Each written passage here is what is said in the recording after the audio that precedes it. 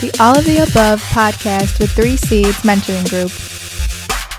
Ladies and gentlemen, welcome to the Sit Down. You are here with your host, Sydney. We are in a new area with a new co-host. Tell me what your name is. My name Malik, and we here for a good time, man. Yeah, and on this episode, we're gonna switch things up. We're gonna do a rapid fire. We're gonna have my co-host Malik ask me some questions, and I'm gonna just give my take on whatever it is. So whenever you're ready, just fire.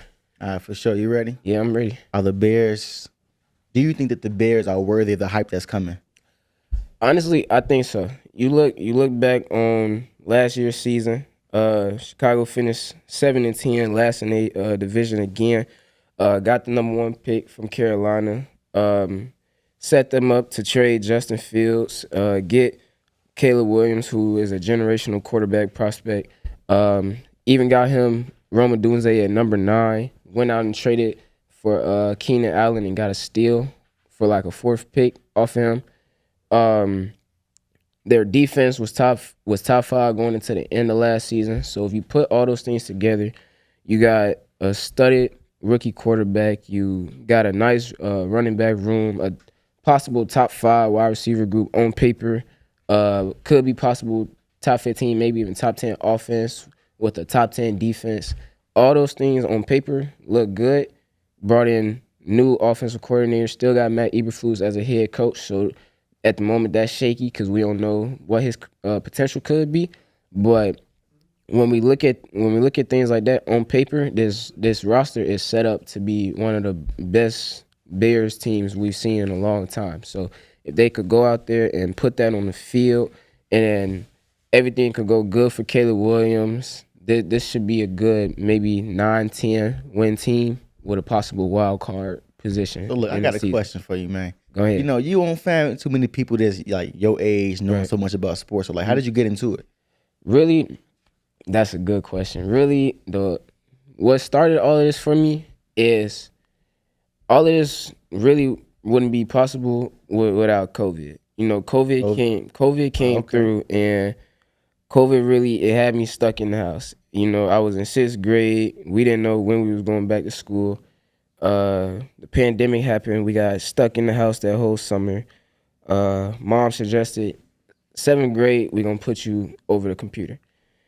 What started then is every morning I wake up for school and I turn something on the TV. And every morning I look up, and while I'm in school, I see Stephen A. Smith and Max Kellerman and Marley on First Take just debating sports. And that's when I fell in love with it. That's when I knew that's something I want to do. So I kept pursuing it, and then I kept doing my research. And I'm big on Chicago sports. I know everything for the last 3-4 years about the Bulls and the Bears, from when Justin Fields got drafted to when the Bulls signed, when they got DeMar and Caruso and Lonzo all in the same season. Like, that's where it all started, and I just been building it up. And once I started, I gotta expand. Then I gotta start looking at football, and I gotta start looking at baseball, and just keep branching it out. So I gotta ask, like, what about sports intrigue you? Like, what makes your mind go about sports? I feel like sports.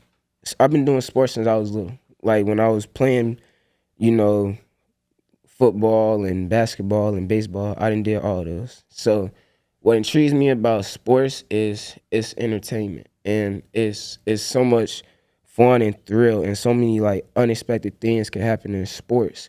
And I feel like it's just naturally like a boy to a man, a lot like sports, you know, has a lot to do with that. Like from, it could be a boy, you know, falling in love with the first team that he sees, you know, when he watches his father watch basketball or football, to being a grown man shouting at your TV because they decided to pass it on 4th down instead of run the ball on 4th and 1. So it really just starts there, and it's really just, it's more of like a place where a lot of people could find peace, you know, whether it's playing sports or whether it's watching it. You know, I think, you know, for me, I don't play for a team, but I play recreationally. Okay. So it's both, you know, watching or playing. I just find my peace in doing it. For sure. So I want to kind of go back to what you just said, where it kind of develops a boy into a man. Mm-hmm. Do you feel like since you've been playing sports and doing your research on sports that it matured you?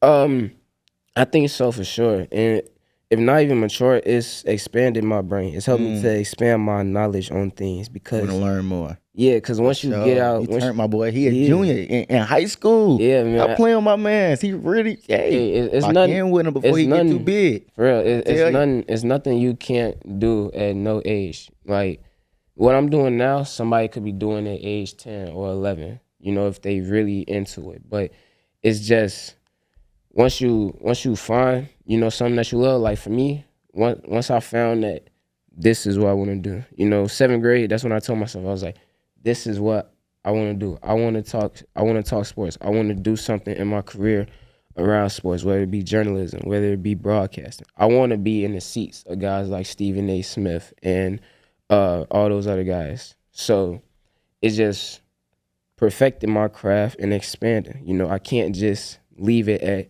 I just know Chicago sports. I'm good with basketball and football.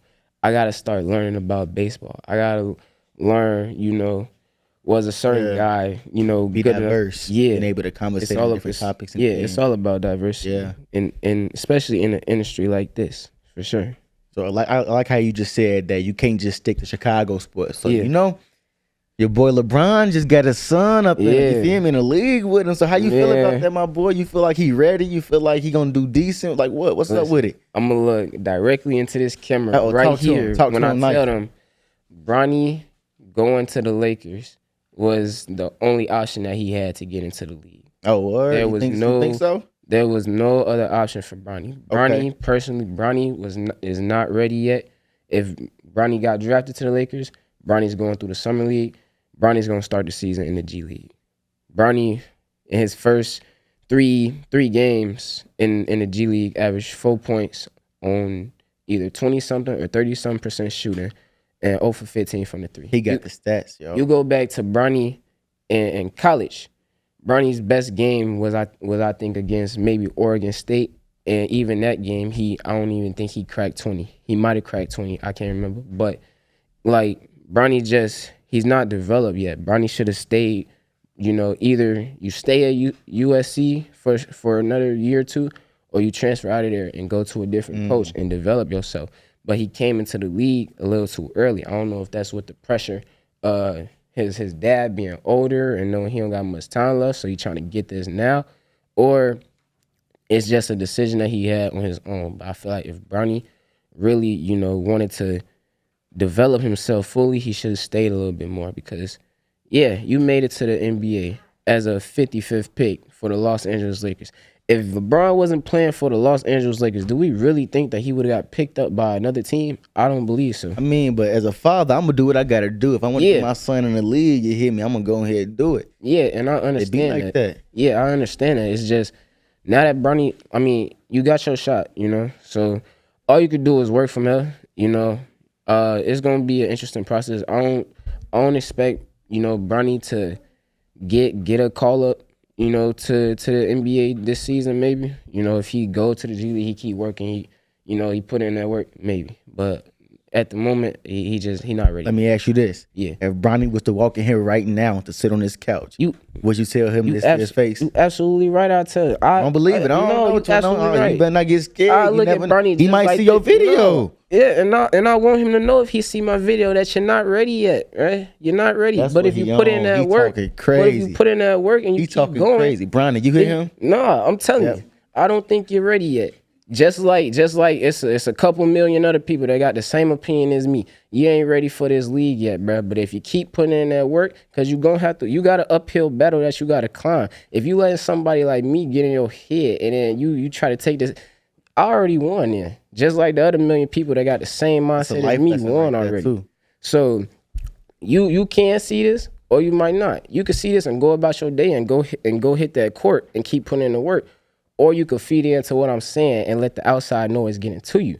But what I'm saying is you just got to keep putting that work. I don't think it was a good decision for you to leave USC right now. It's up to you to prove me wrong. That's all I got to say. For sure. Well, you know, that's our time. So go ahead, you know, give your little last remark and go and get to your closing. Yeah, man. It's just it was a good episode today. You know, we talked about, you know, the future of Chicago Bears. We talked about, you know, what it's like to, you know, discover something that you like and then want to pursue it. We talked about Bronny James. It was a good episode and a sit down today. I appreciate y'all for tuning in. I'm gonna catch you up with y'all later.